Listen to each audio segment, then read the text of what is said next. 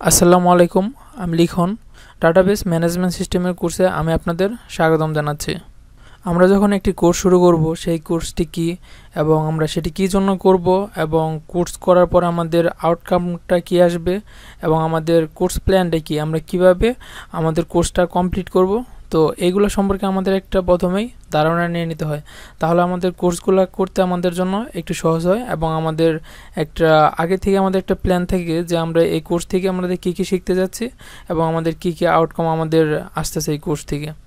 তো আমি আজকের এই ভিডিওতে আমি শুধু আপনাদের সাথে এই কোর্স সম্পর্কে একটু ইন্ট্রোডিউস করিয়ে দেব। তারপর আমরা ধীরে ধীরে ডাটাবেস ম্যানেজমেন্ট সিস্টেমের যে আমাদের থিওরিটিক্যাল পার্টটা আছে সেটি নিয়ে আলোচনা করব। আপনারা এখানে দেখতে পাচ্ছেন যে হোয়াট ইজ ডাটাবেস। আসলে ডাটাবেসটা কি? A database is a collection of information that is organized so that it can be easily accessed, managed and updated. ডাটাবেসটা কি থাকে? কালেকশন অফ ইনফরমেশন, যে আমাদের অনেকগুলো ইনফরমেশনগুলো কি করা হয়, একটা ডাটাবেসের মধ্যে কালেকশন করা হয় আর সেই ডাটাগুলো অর্গানাইজড থাকে। আর অর্গানাইজড থাকার ফলে আমরা সেগুলো সহজেই অ্যাক্সেস করতে পারতেছি অ্যান্ড আমরা সেগুলো ম্যানেজ করতে পারতেছি। তারপর আমরা যদি আমাদের কোনো ডাটা আপডেট করার প্রয়োজন হয় সেগুলো আমরা আপডেট করতে পারতেছি। তারপর হচ্ছে we can organise data into tables, rows, columns and index it to make it easier to find relevant information.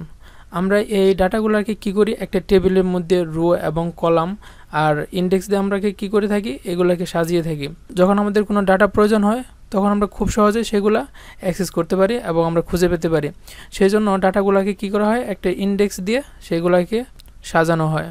আশা করি ডাটাবেস কি সেটা বুঝতে পারছেন, যে আমাদের এই ডাটাবেজে যে আমাদের ইনফরমেশনগুলো থাকবে, যে ডাটাগুলো থাকবে, সেইগুলো কি করা হয়, একটা টেবিলের মধ্যে রো কলাম দিয়ে সেগুলোর মধ্যে রাখা হয়। তো এইগুলো নিয়ে আমরা সামনে বিস্তারিত আলোচনা করব, তখন আরও ভালোভাবে ক্লিয়ার হয়ে যাবেন। তারপর এখানে আপনারা দেখতে পাচ্ছেন যে what is database management system. Database management সিস্টেমটা কি? যে a database management system is a collection of program that enable to store, modify and extract information from a database. ডাটাবেসটা কি? ডাটাবেস হচ্ছে একটি কালেকশন অফ প্রোগ্রাম।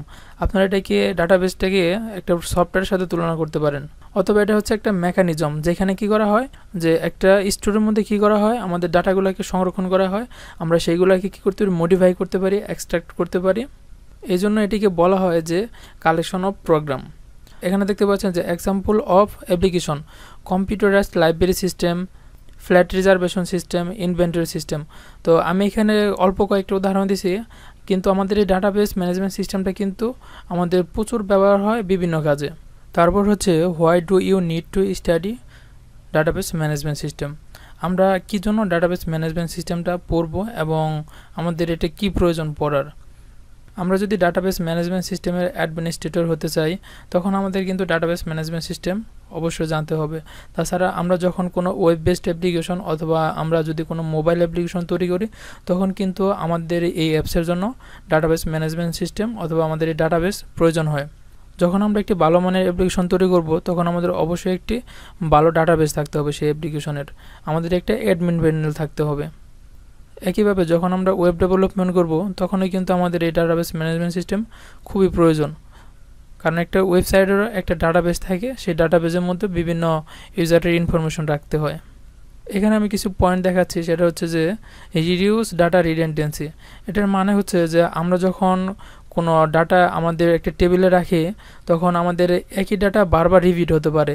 তখন আমরা এই ডাটাবেস ম্যানেজমেন্ট সিস্টেমের যে আমাদের বিভিন্ন পার্টগুলো আছে, যে বিভিন্ন ওয়েগুলো আছে, সেগুলো ব্যবহার করে আমরা কিন্তু ডাটা রিডান্ডেন্সিটা কমাতে পারি। তারপর হচ্ছে যে isolation of data and application.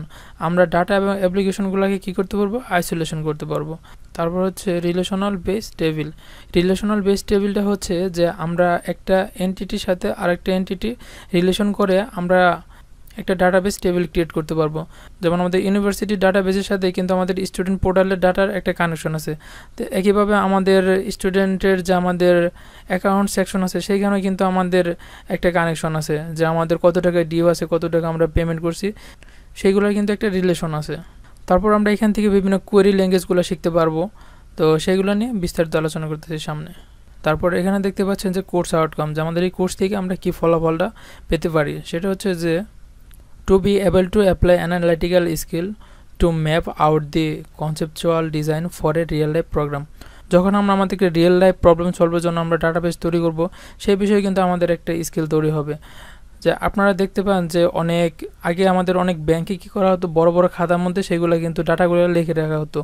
তারপর আমাদের যে এখনও কিন্তু আমাদের বিভিন্ন দোকানে কী করা হয়, তাদের যে দোকানের যে প্রোডাক্টগুলো আছে সেগুলো কিন্তু খাতার মধ্যে সিরিয়ালে লিখে থাকে যে কত টাকা আজকে বিক্রি হলো, কত টাকা আমাদের ডিউ আছে, এইগুলো কিন্তু আমাদের সেই ডাটাবেসের মধ্যে পড়ে।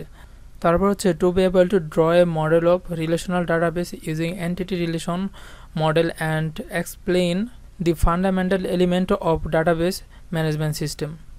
এটা হচ্ছে যে আমরা কি করতে পারবো, বিভিন্ন এন্টিটি ব্যবহার করে একটা টেবিলের সাথে আমরা আরেকটা টেবিলের সাথে রিলেশন স্থাপন করতে পারবো, এবং সেইগুলো কি করতে পারবো, আমরা টেবিলগুলোকে একটার সাথে আরেকটার সাথে আমরা যখন কানেকশন করব সেগুলো আমরা ম্যানেজ করতে পারবো। তারপর হচ্ছে to be able to evaluate MSSQL MySQL Oracle feature. তো আমরা এই কোর্স থেকে এইগুলো সম্পর্কে একটা ধারণা লাভ করব। আর আমি আপনাদের যে কথাটি বলছিলাম যে আমাদের এই ডাটাবেস ম্যানেজমেন্ট সিস্টেমটা কিন্তু আমরা সরাসরি রিয়েল লাইফে আমরা ইমপ্লিমেন্ট করতে পারি। যখন আমরা একটা ওয়েব ডেভেলপমেন্ট করব তখন কিন্তু আমাদের এই কোর্স থেকে আপনারা যে বিষয়গুলো শিখবেন সেগুলো কিন্তু সরাসরি ওয়েব ডেভেলপমেন্টের কাজে ব্যবহার করতে পারবেন। আমরা কম্পিউটার সায়েন্সে অনেকগুলো কোর্স করে থাকি, তার মধ্যে ডাটাবেস ম্যানেজমেন্ট সিস্টেমটা হচ্ছে একটি অন্যতম কোর্স যেটি আমরা সরাসরি আমাদের রিয়েল লাইফে ইমপ্লিমেন্ট করতে পারতেছি। তো এটাই ছিল আজকে আমাদের ডাটাবেস ম্যানেজমেন্ট সিস্টেমের ইন্ট্রোডাকশন পার্ট। তারপর আমি আপনাদের সাথে স্টেপ বাই স্টেপ ডাটাবেস সম্পর্কে পরিচয় করে দেব এবং সেইগুলো নিয়ে আলোচনা করব। আর আমাদের এই পার্টটা কিন্তু হচ্ছে ডাটাবেস ম্যানেজমেন্ট সিস্টেমের থিওরিটিক্যাল পার্ট। আমাদের আরেকটি পার্ট আছে যেটা হচ্ছে ডাটাবেস ম্যানেজমেন্ট সিস্টেমের ল্যাবের পার্ট, ওইটার একটা প্লেলিস্ট আছে, আর আমাদের থিওরিটিক্যাল পার্টের একটা প্লেলিস্ট আছে। তো আপনারা চাইলে এই প্লেলিস্ট থেকে আপনারা সিরিয়াল মেনটেন করে ভিডিওগুলো দেখতে পারবেন। আশা করি এতক্ষণ যে বিষয়গুলো নিয়ে আলোচনা করলাম সেগুলো আপনারা বুঝতে পারছেন। যদি কারো বুঝতে অসুবিধা হয় অথবা কোনো কিছু জানার থাকে আপনারা কমেন্ট করতে পারেন, অথবা আমাদের ফেসবুক গ্রুপ এবং পেজে মেসেজ করতে পারেন। আমি প্রত্যেকের কমেন্ট এবং মেসেজে রিপ্লাই দেওয়ার চেষ্টা করব। তাহলে আজকে এই পর্যন্তই, সবাই ভালো থাকবেন, দেখা হবে নেক্সট ভিডিওতে।